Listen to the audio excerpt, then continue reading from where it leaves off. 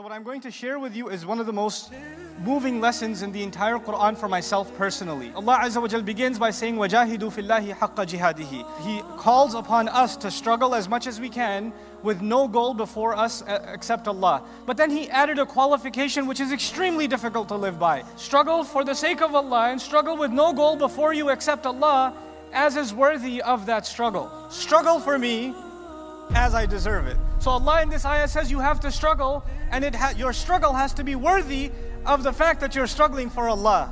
Now as soon as Allah does that, I am completely left baffled, because no Muslim that I know or myself ever pray to Allah like he deserves it. We don't pray to Allah like He deserves it. We don't thank Allah like He deserves it. We don't mention Allah like He deserves it. We don't remember Allah like He deserves it.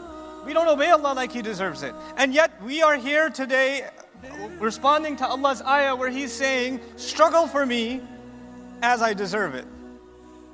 Based on something He sees in you, He has selected you.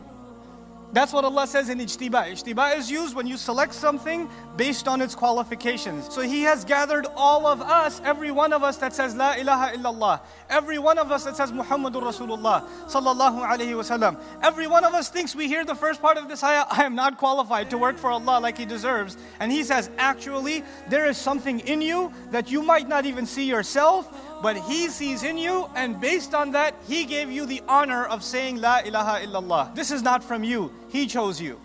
And you wonder, some people think, maybe I'm just Muslim because my parents are Muslim.